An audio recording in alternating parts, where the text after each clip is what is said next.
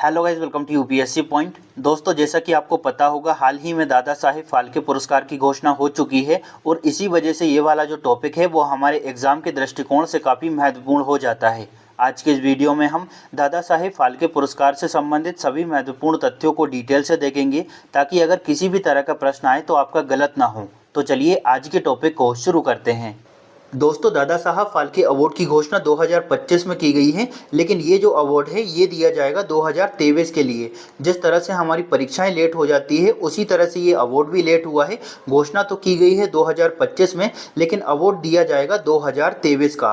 और दोस्तों, दादा साहब फाल्के अवार्ड 2023 के लिए चयन किया गया है मोहन लाल का। अगर इनके पूरे नाम की बात करें तो पूरा नाम है मोहन लाल विश्वनाथन नायर। थोड़ा सा हम मोहन लाल के बारे में जान लेते हैं। दोस्तों, मोहनलाल जो है वो मलयालम सिनेमा के सुपरस्टार हैं और भारतीय सिनेमा के महानायक हैं। 4 दशकों से अधिक समय से ये फिल्मों में सक्रिय रहे हैं और 340 से ज़्यादा फिल्मों में इन्होंने एक्टिंग का कार्य किया है।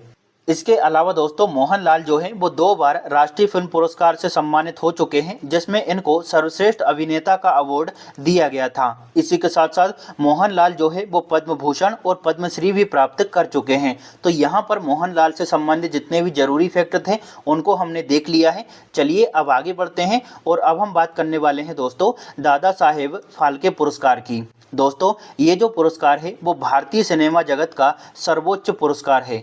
सिनेमा के क्षेत्र में उत्कृष्ट और आजीवन योगदान देने के लिए प्रतिवर्ष ये पुरस्कार दिया जाता है।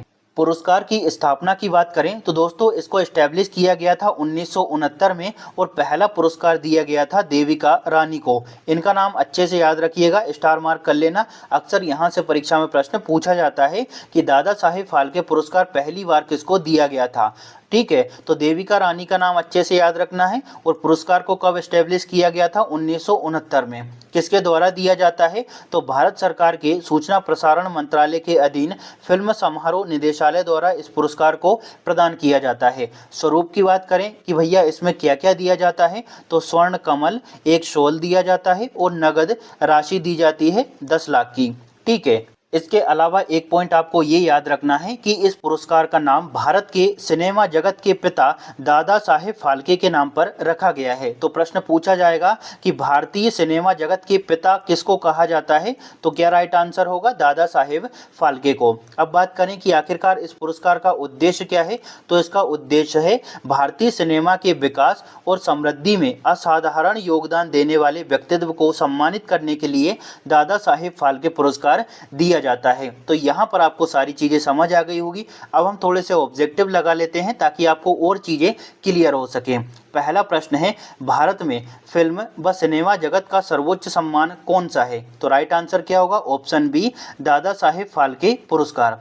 चलिए अब आगे बढ़ते हैं। अगला क्वेश्चन है, भारतीय सिनेमा के जनक या फिर पितामह के रूप में किसे जाना जाता है? तो राइट आंसर होगा दोस्तों ऑप्शन सी, दादा साहेब फाल्के को।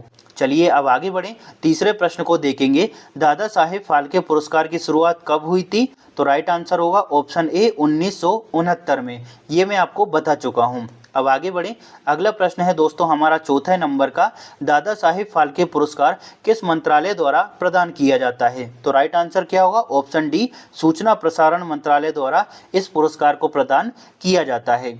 अब हमारा पांचवा प्रश्न है, दादा साहेब फाल्के पुरस्कार के अंतर्गत विजेता को क्या प्रदान किया जाता है? तो इसका राइट आंसर होगा दोस्तों ऑप्शन ए, एक स्वर्ण कमल दिया जाता है, शॉल दिया जाता है और नगद राशि दी जाती है 10 लाख की। चलिए अब हम आगे बढ़ते हैं। अगला प्रश्न है, मरणोपरांत दादा साहेब फाल्के पुरस्कार से सम्मानित होने वाले पहले व्यक्ति कौन थे? काफी महत्वपूर्ण प्रश्न है, मरणोपरांत। ठीक है, मरणोपरांत दादा साहेब फाल्के पुरस्कार से सम्मानित होने वाले पहले व्यक्ति कौन थे?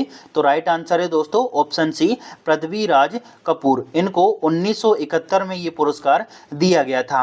अब बढ़ते हैं 7वें प्रश्न की ओर। प्रश्न क्या है, भारत की पहली मूक फिल्म यानी साइलेंट फिल्म कौन सी थी? तो इसका राइट आंसर है दोस्तों ऑप्शन ए, राजा हरिश्चंद्र जो है वो भारत की पहली साइलेंट फिल्म थी और इसको बनाया गया था 1913 में। किसके द्वारा इसको निर्मित किया गया था, यानी इसके निर्माता कौन थे? तो उनका नाम है दादा साहेब फाल्के, और उन्हीं के नाम पर 1969 में दादा साहेब फाल्के पुरस्कार की शुरुआत हुई। और दादा साहेब फाल्के को दोस्तों हम क्या कहते हैं? भारतीय सिनेमा के पितामह यानी जनक।